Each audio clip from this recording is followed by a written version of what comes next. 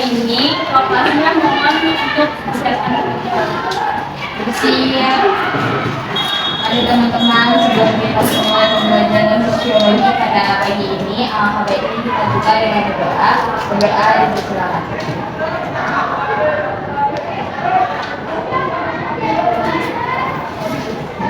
Berdoa selesai. Memberi salam. Assalamualaikum warahmatullahi wabarakatuh. Waalaikumsalam warahmatullahi wabarakatuh. PJ atau ketua kelas, adakah yang tidak hadir hari ini? Ada. Siapa? 4 orang. Calista sakit, Cakarandelo dispen, Desa sakit, Rama sakit. Nanti PJ tolong direkap ya, seperti biasa dan dikirim ke.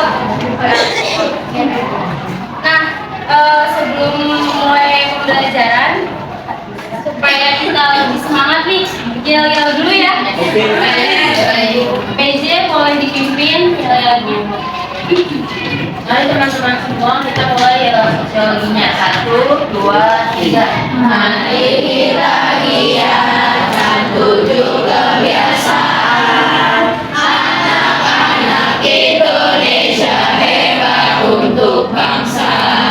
Bangun pagi beribadah dan berolahraga untuk menuju masa depan cerah gemilang. Dimulai dengan belajar sosiologi, lalu konsumsi makanan bergizi, bermasyarakat lekas pergi tidur cepat, habis gelap terbit terang hari depan cerah.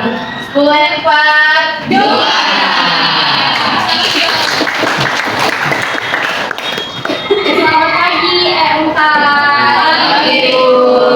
Sudah siap belajar hari ini? Ya. Karena tadi kan sudah berdoa, sudah yel-yel juga.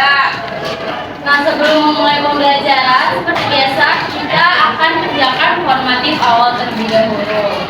Nah, seperti yang sudah saya jelaskan ya di pertemuan awal, formatif awal ini digunakan untuk mengetahui seberapa paham kalian dengan materi yang akan saya jelaskan nanti di pertemuan hari ini. Seperti biasa, formatifnya akan saya kirim di WA Group ya. Soalnya bentuk di form 5 soal pilihan ganda. Sudah terkirim? Sudah itu. Boleh langsung dikerjakan, waktunya 3 menit. Nanti setelah waktunya habis, akses di formnya saya akan.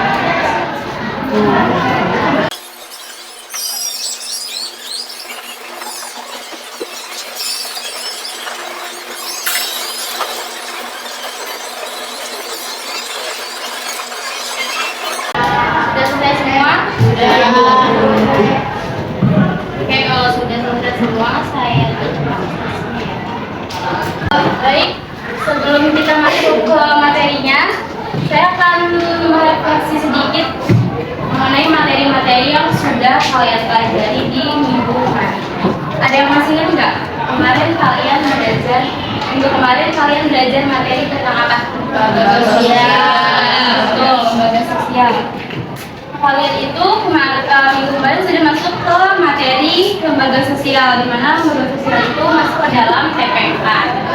Nah, di dalam lembaga sosial itu kan kalian belajar tentang macam-macam lembaga sosial, jenis-jenis lembaga sosial. Ada yang masih ingat macam-macam lembaga sosial itu apa aja? Ada apa aja? Boleh diceritakan? Boleh sedikit. Lembaga pendidikan, ada lagi? Lembaga keluarga, ada lagi? Lembaga ekonomi, ada lagi lembaga kesehatan, lembaga hukum, betul, lembaga politik, betul.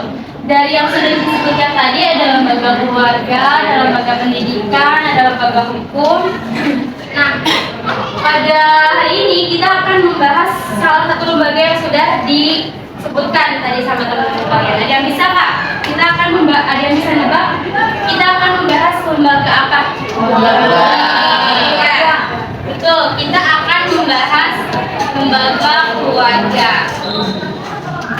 Jadi hari ini kita akan membahas mengenai lembaga keluarga. Yang di belakang kelihatan nggak? Kelihatan ya.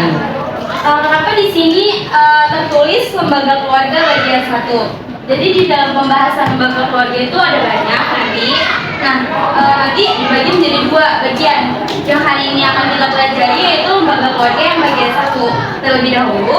Nanti di pertemuan minggu depan kita juga akan membahas lembaga keluarga tapi bagian 2, gitu ya. Kita lanjut. Nah, ini tujuan pembelajarannya yaitu menganalisis peran lembaga sosial dalam mewujudkan tertib sosial. Materi pokoknya itu tadi TP4 yaitu lembaga sosial, dan submateri pokoknya yaitu yang akan kita pelajari hari ini yaitu lembaga keluarga. Kita next ya. Nah, ini ada IKTP-nya yaitu indikator ketercapaian tujuan pembelajaran. Yang pertama, kita akan menjelaskan pengertian lembaga keluarga. Yang kedua, kita akan menjelaskan pengertian keluarga. Yang ketiga, menjelaskan macam-macam keluarga. Yang keempat, menjelaskan proses terbentuknya keluarga. Yang kelima, kita akan menjelaskan pengertian perkawinan. Dan yang terakhir ini kita akan mengidentifikasi jenis-jenis perkawinan. Nah, ini yang akan kita bahas pertama yaitu tentang pengertian lembaga keluarga. Sebelum kita lanjut nih ke pembahasan yang selanjutnya, ada yang apa sih yang kalian ketahui tentang lembaga keluarga itu? Boleh? Yang saya ketahui tentang lembaga keluarga itu suatu ikatan antara ibu, ayah, dan anak-anaknya dalam satu rumah yang akan mengajarkan mengenai cara hidup untuk diri. Kita tepuk tangan dulu buat ibu.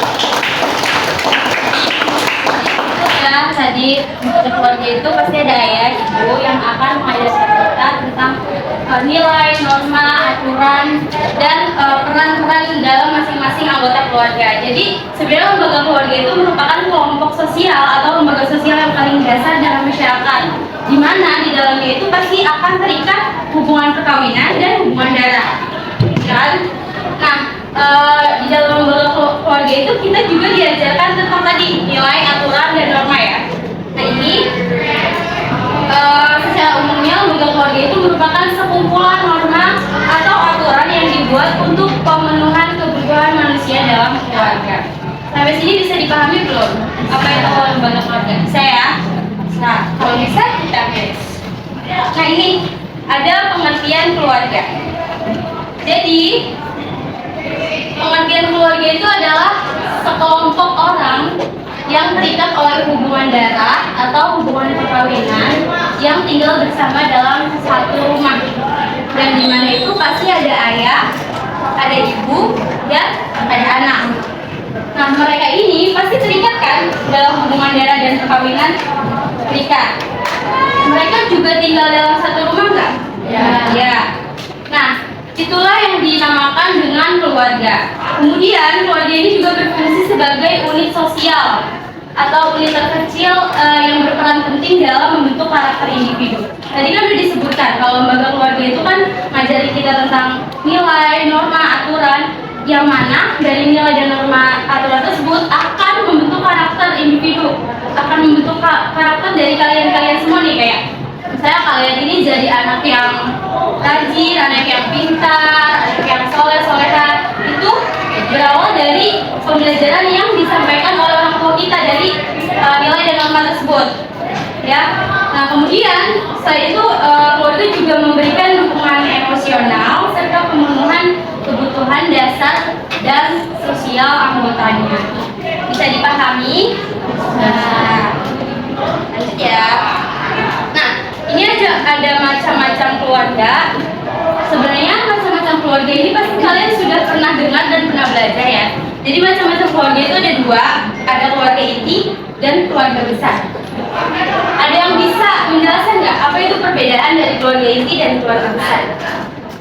Boleh nggak? Keluarga inti ayah, ibu, dan anak. Kalau keluarga besar itu terdiri dari beberapa generasi seperti kakek, nenek, ayah, ibu, dan anak. Ya, so boleh jawab. Sama. Jadi betul ya yang dikatakan Nafla tadi. Jadi keluarga inti itu terdiri dari ayah, ibu, dan anak. Yang pastinya mereka ini tinggal dalam satu rumah. Sedangkan keluarga besar atau keluarga luas itu cakupannya itu lebih besar. Kayak jumlah orangnya itu lebih banyak. Tentu saja di dalam keluarga besar itu pasti ada keluarga inti. Kayak tadi ayah, ibu, anak. Nah, kemudian selain keluarga inti tadi, keluarga besar itu isinya juga ada kayak kakek, nenek, paman, bibi, sepupu, dan ya om, itu bisa ya, itu masuk ke keluarga besar. Tadi Nafla itu kan udah nyebutin perbedaannya. Kalau Nafla sendiri di rumah itu tinggal dengan keluarga inti atau keluarga besar? Udah. Keluarga inti isinya siapa aja? Ayah, mama, terus abang, Ya, kalau Asma tadi tinggal dengan keluarga inti. Keluarga inti isinya ayah, mama, abang, saya, sama adik. ya. Nah, ada yang tinggal dengan keluarga besar nggak? Coba, Kayla. Saya ramai banget. Ada 10. Siapa aja tuh? Saya ada keluarga intinya itu ada 2. Ada satunya itu dari adiknya, mamanya mama saya atau adiknya nenek saya ada 2. Jadi saya sama kakek nenek tapi dari adiknya nenek saya kayak gitu. Terus mereka punya anak. Ada yang satu itu punya anak, yang satu punya anak 3. Jadi kayak tante sama om saya kayak gitu. Jadi totalnya ada 10 ya, 10 orang. Nah, tadi kan Kayla katanya tinggal sama keluarga besar, Nova tinggal dengan keluarga inti, Aswa dengan keluarga inti. Nah, apakah Nova dan Aswa ini nggak punya keluarga besar? Pasti punya kan? Hanya saja mereka ini nggak tinggal bersama, tapi tetap dikatakan satu keluarga. Bisa membedakannya kan sampai sini? Bisa. Oke, kalau bisa kita lanjut.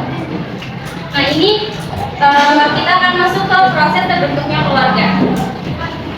Sebelum kita lanjut, saya mau tanya dulu, bagaimana keluarga ini bisa terbentuk?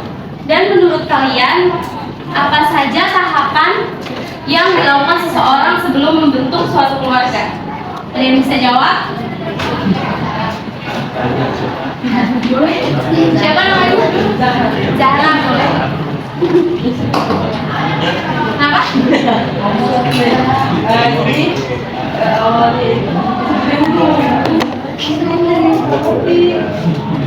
Dua individu yang saling berinteraksi, terus mereka memiliki hubungan yang lebih dekat dan memutuskan untuk jenjang yang lebih serius atau perkawinan yang akhirnya terbentuklah keluarga seorang anak. Ya betul. Jadi yang dikatakan Zahra itu betul ya. Jadi proses terbentuknya keluarga itu nggak langsung ada keluarganya. Jadi harus ada tahapan-tahapannya. Nah ini tahapan-tahapannya. Yang pertama itu ada tahap pertama, tahap kedua, dan tahap ketiga. Tahap pertama ini adalah tahap di mana interaksi awal itu dimulai antara laki-laki dan perempuan atau pasangan. Atau bisa jadi di sini mereka belum berpasangan ya, hanya sebatas saling mengenal dan ngobrol bareng. Itu di tahap pertama. Nah, di tahap kedua, interaksi yang dilakukan antara laki-laki dan perempuan tadi sudah mulai intens atau sudah sering dilakukan secara berulang-ulang. Misalnya mereka jadi sering ngobrol bareng, jalan bareng, dan lain sebagainya. Dan kemudian di antara keduanya itu tumbuh tuh kayak rasa kecocokan dan ingin hidup bersama. Dan akhirnya mereka berdua sepakat tuh membuat keputusan untuk menikah. Kemudian dari kesepakatan untuk menikah tadi, di tahap ketiga akhirnya kedua pasangan tadi terjadilah proses perkawinan atau pernikahan, dan dari situ terbentuk keturunan. Nah, dari tahap-tahap ini kalian bisa bedain? Terus kalau kalian tanya sama ayah, ibu, atau mama papa kalian di rumah, apakah mereka mengalami tahap ini? Iya, pasti akan mengalami tahap itu. Kita lanjut. Nah ini kita masuk ke pengertian perkawinan. Apa yang kalian ketahui tentang perkawinan? Janji, ikatan, hubungan yang lebih serius. Ya betul, semuanya itu jawabannya betul ya. Jadi perkawinan itu adalah ikatan lahir dan batin antara seorang laki-laki dan seorang perempuan untuk hidup bersama sebagai suami istri. Tujuannya dari perkawinan itu adalah yaitu tadi untuk membentuk keluarga atau rumah tangga yang bahagia dan langgeng. Atau kita itu sering sebutnya kayak apa ya? Samawa. Kalian tahu samawa kan? Itu adalah perkawinan. Kita lanjut lagi.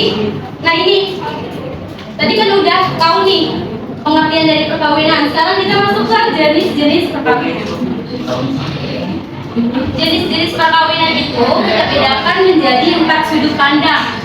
Yang pertama itu berdasarkan jumlah istri atau suami, berdasarkan asal usul istri atau suami, berdasarkan hasil hubungan perkawinan, dan yang terakhir itu berdasarkan pemberian mas kawin. Nanti keempat ini akan kita bahas secara rinci ya. Kita masuk ke yang pertama, yaitu jenis-jenis perkawinan berdasarkan jumlah istri atau suami. Tentu kalian nggak asing kan sama istilah-istilah ini, atau kalian sudah pernah belajar kan mengenai hal ini.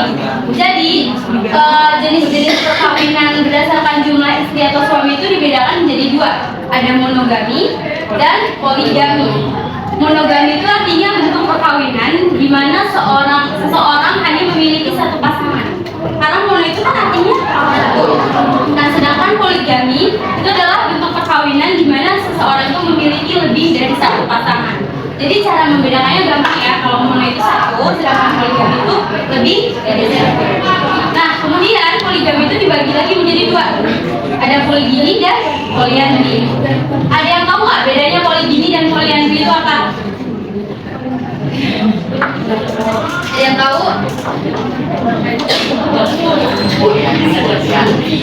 Coba yang tahu angkat tangan.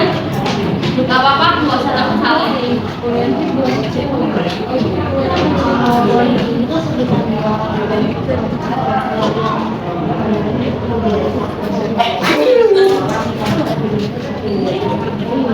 Ya betul, betul banget.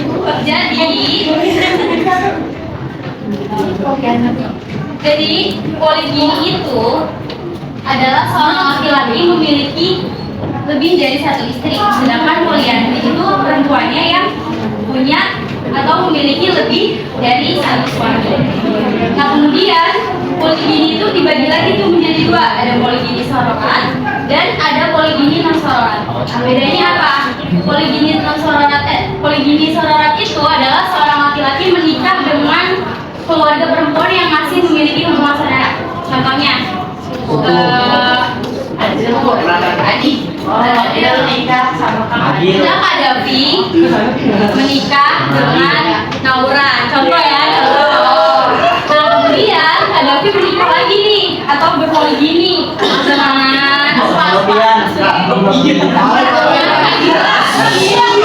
Nah ternyata Naura ini kakaknya dari Lila. Nah jadi itu yang dinamakan dengan poligini sororat. Karena apa? Karena Naura dan Haidila tadi masih memiliki hubungan saudara. Bisa kan kita membedakannya? Kalau yang poligini non sororat itu adalah seorang laki-laki ini menikah dengan beberapa perempuan yang tidak memiliki hubungan saudara. Contohnya masih sama tadi. Saya Kak Davi tadi kan menikah sama Naura. Nah kemudian Kak Davi berpoligini lagi sama saya Zaskia. Nah ternyata Naura dan Zaskia itu teman dekat. Nah itu yang dinamakan dengan poligini non sororat. Karena apa? Naura dan Zaskia tadi tidak memiliki hubungan saudara. Nah kalau poliandri juga dibagi lagi tuh menjadi 2. Ada poliandri fraternal dan poliandri non fraternal. Kalau poliandri non fraternal itu adalah seorang ataupun menikah dengan beberapa laki-laki yang masih memiliki hubungan saudara. Contoh lagi, siapa nih? Perempuannya siapa lagi? Saya Adel. Adel menikah dengan Novian.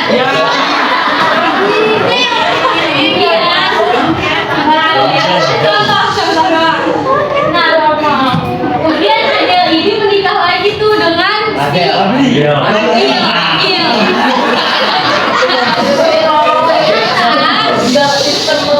si Novian sama si Agil ini kakak beradik. Itu yang dinamakan dengan poliandri karena si Novian dan Agil itu masih memiliki hubungan saudara.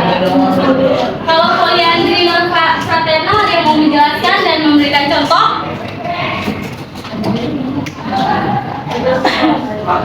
Ada? Saya mau Bu. Kalau poliandri non fraternal itu contohnya misalnya Zara nikah sama Ataya. Nah, terus tuh kayak Ataya punya teman dekat ataupun nggak kenal nih Ataya sama Kadafi, tapi Zara juga nikah si Kadafi. Ataya sama Kadafinya tuh gak punya hubungan apa-apa. Betul,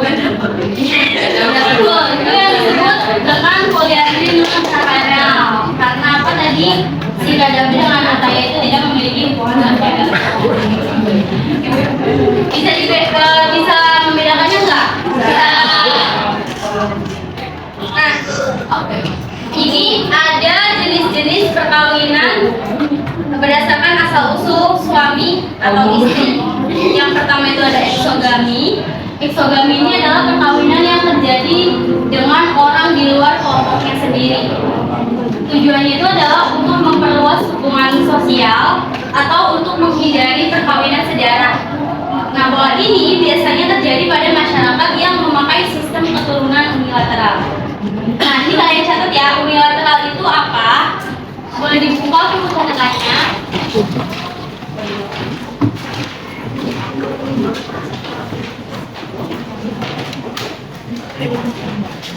Jadi, unilateral itu adalah perkawinan yang hanya berasal dari satu garis keturunan. Satu garis keturunan. Yang di belakang kelihatan nggak? Belakang.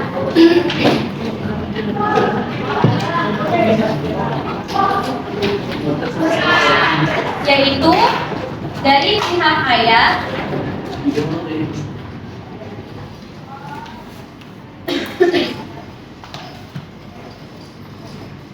itu dari garis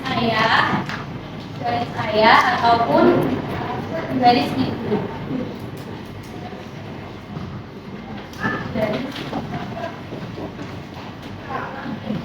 Jadi hanya dilihat unilateral itu hanya dilihat dari satu garis ayah atau garis ibu, jadi nggak boleh dibuatnya.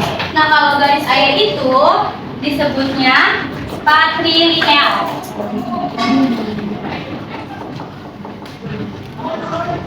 Sedangkan garis ibu itu adalah matrilineal.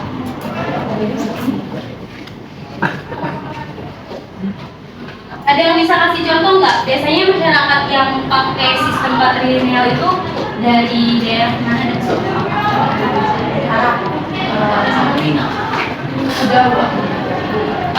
kurang tepat. Yang benar itu lebih ke Batak. Karena kan jadi contohnya ini di Batak.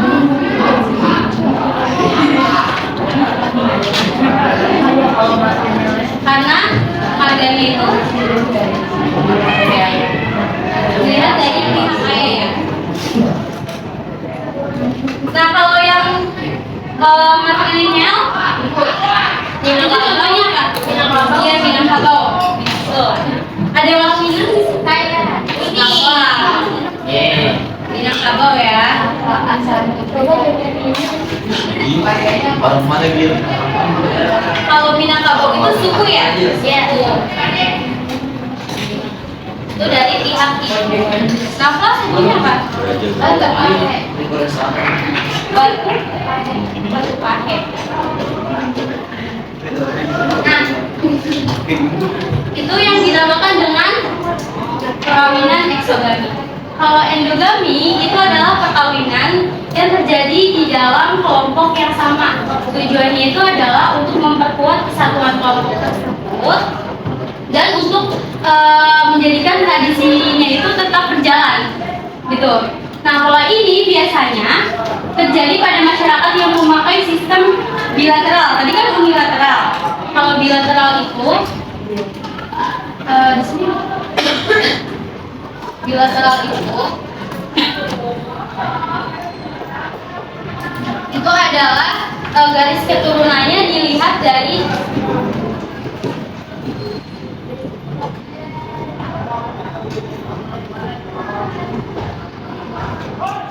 ayah dan ibu.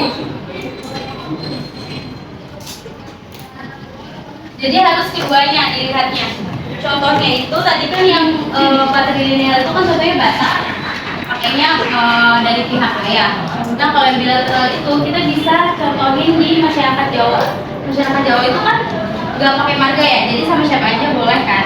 Atau kita bisa contohkan lagi di masyarakat India yang di mana sistem pernikahannya itu menggunakan sistem kasta.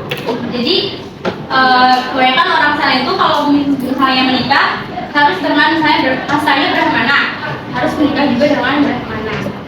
Bisa dipahami nggak sampai sini? Kemudian kita lanjut ke homogami.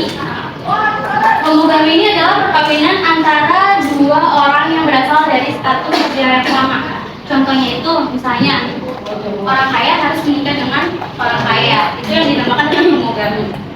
Nah, kalau heterogami itu adalah perkawinan antara dua orang yang berasal dari status sosial yang berbeda. Contohnya, orang yang berada boleh menikah dengan orang yang sederhana. Itu yang dinamakan heterogami. Sampai sini bisa nggak membedakannya? Cara membedakannya bisa nggak?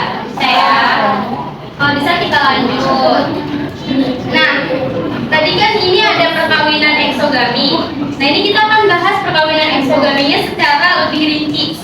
Tadi kan eksogami itu dibagi ya, ada patrilineal dan matrilineal. Di mana patrilineal ini jenis perkawinannya harus berdasarkan garis keturunan dari pihak ayah. Misalnya, di sini ada kelompok A dari marga Siregar, kelompok B dari marga Simanjuntak, kelompok C dari marga Nasution, dan aturan perkawinannya itu gimana? Misalnya, perempuan dari marga Siregar atau kelompok A itu boleh menikah dengan marga Simanjuntak, kelompok B. Tetapi perempuan dari marga Simanjuntak, kelompok B tidak boleh menikah kembali dengan marga Siregar, kelompok A tadi. Nah, sebagai gantinya itu, perempuan dari marga Simanjuntak boleh menikah dengan laki-laki marga Nasution dan kelompok C, dan begitu seterusnya. Nah, atau kita bisa lihat pola ini nih. Ini yang dinamakan dengan pola eksogami patrilineal, di mana perkawinan ini disebut perkawinan asimetris karena hubungan perkawinan itu berputar seperti lingkaran. Jadi dari A ke B, B itu nggak boleh ke A, jadi harus ke C. Jadi melingkar gini. Paham nggak sampai sini? Paham ya? Kalau paham kita lanjut ke yang selanjutnya. Nah, tadi kan udah patrilineal. Sekarang eksogami matrilineal. Tadi contohnya itu masyarakat Minangkabau, yang dimana masyarakat tersebut itu sistem perkawinannya harus berdasarkan garis keturunan dari pihak ibu. Misalnya kelompok A dari suku Koto, kelompok B dari suku Piliang. Bagaimana aturan perkawinannya? Perempuan dari suku Koto, kelompok A, boleh menikah dengan laki-laki dari suku Piliang, kelompok B. Dan perempuan dari suku Piliang juga boleh menikah dengan laki-laki dari suku Koto. Jadi polanya itu seperti ini, bisa kita lihat ya supaya lebih gampang. Jadi dari A ke B, B juga boleh ke A, gitu. Kalau tadi kan berputar, kalau ini boleh A ke B, B ke A. Jadi perkawinan eksogami matrilineal ini disebut dengan perkawinan simetris. Kalau tadi patrilineal itu kan asimetris. Kalau ini simetris karena hubungan perkawinannya itu berlangsung dua arah. Ini kan dua arah ya, tidak berputar seperti yang di eksogami patrilineal. Sampai sini paham? Paham. Oke, kita lanjut. Ini ada jenis perkawinan berdasarkan hasil hubungan perkawinan. Nah, sebelum kita lanjut nih, kita harus paham dulu tentang bagan antropologi ini. Di mana bagan antropologi ini digunakan untuk mengetahui hubungan perkawinan. Di sini kan udah ada gambar. Di gambar, di sini udah ada keterangannya. Di mana gambar ini perempuan itu disimbolkan dengan gambar yang bulat. Kalau yang laki-laki segitiga. Nah, antara perempuan dan laki-laki ini mengalami perkawinan. Ini tandanya seperti ini mengalami perkawinan. Kemudian dari perkawinan tadi dia menghasilkan keturunan. Ini simbolnya, ini garis keturunan. Dan dari keturunan ini pasti akan menghasilkan anak. Sini anaknya dua, laki-laki dan laki-laki. Udah paham belum bagian antropologinya?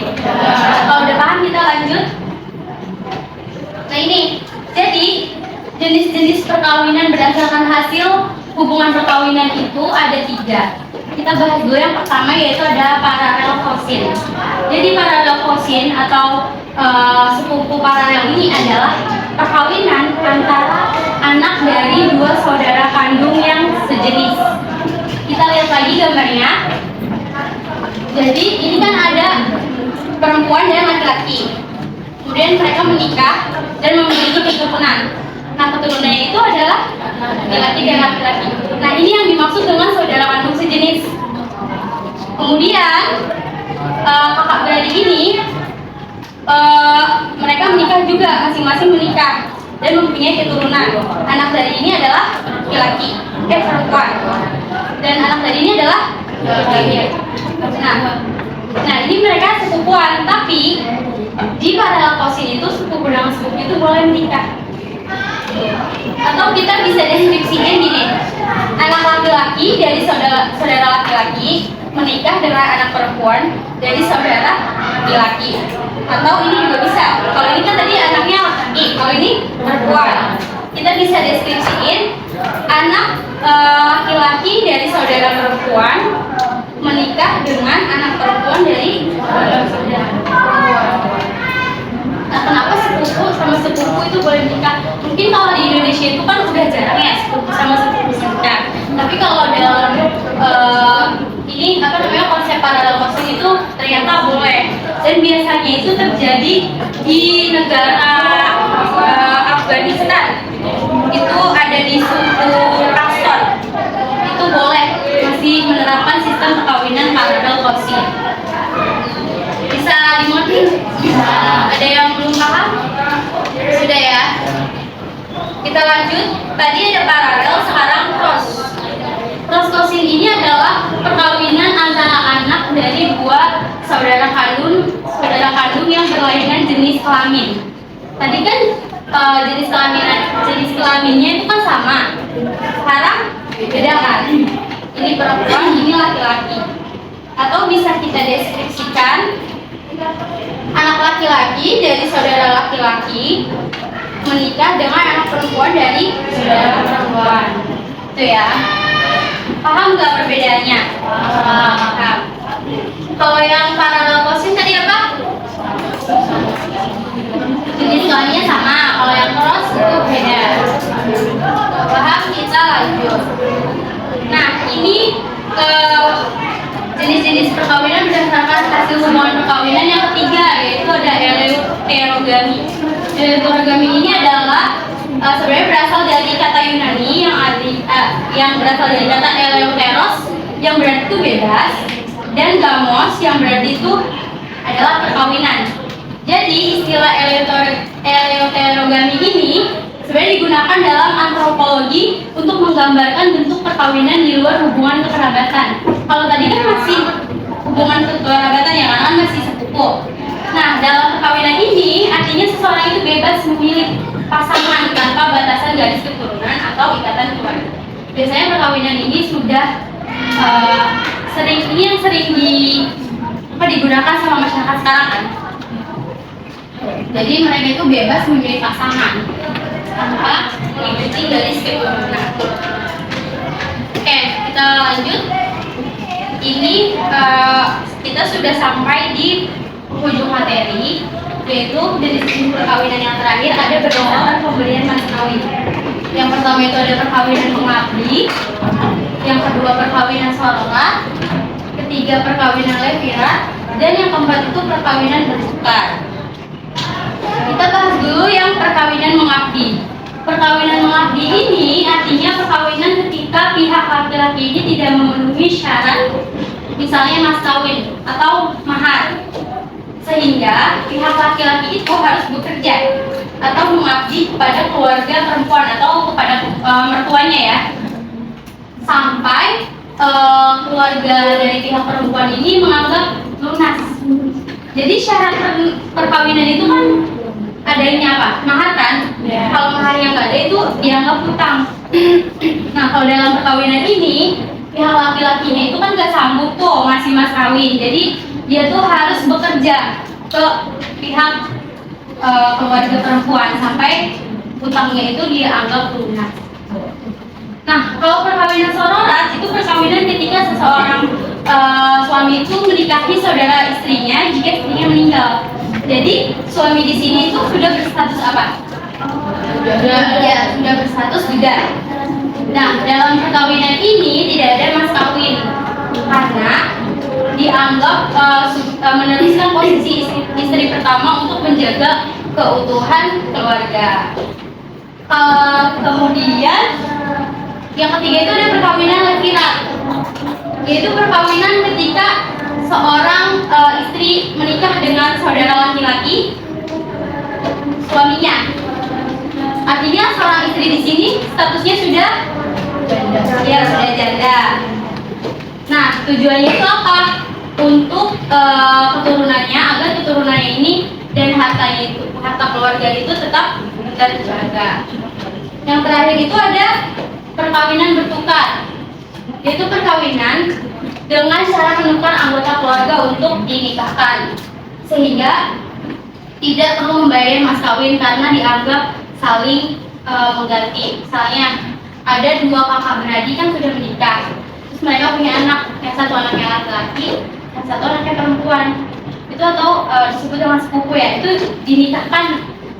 Itu namanya perkawinan bertukar, tidak perlu mas kawin karena dianggap kayak saling mengganti. Sampai sini paham? Adakah yang ingin bertanya? Sudah paham semua? Sudah. Kalau sudah paham, kita akan mengerjakan LKPD. Udah di print belum yang kemarin? Sudah. Sekarang kalian buka dulu kertas folionya dan hasil printannya. Nanti saya akan kirim LKPD-nya di grup.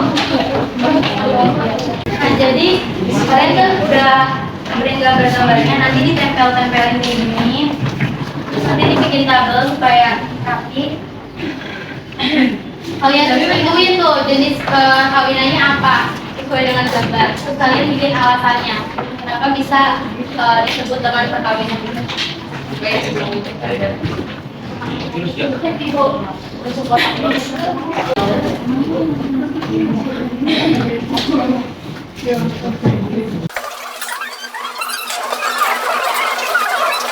Oke, udah selesai semuanya kemudian LKPD.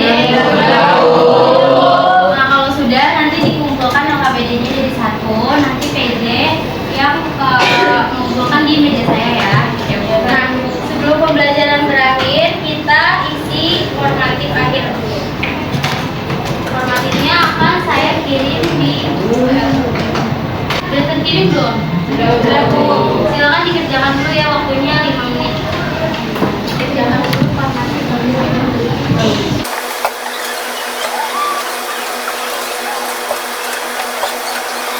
Sudah selesai semuanya? Kalau sudah saya tutup ya. Sebentar Bu. Belum Bu.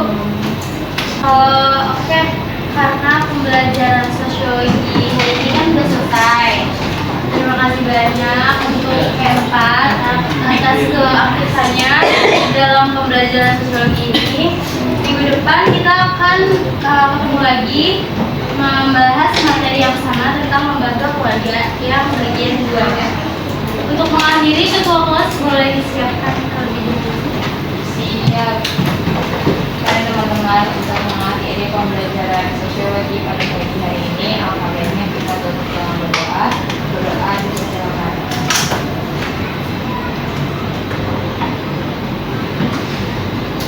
Berdoa selesai. Memberi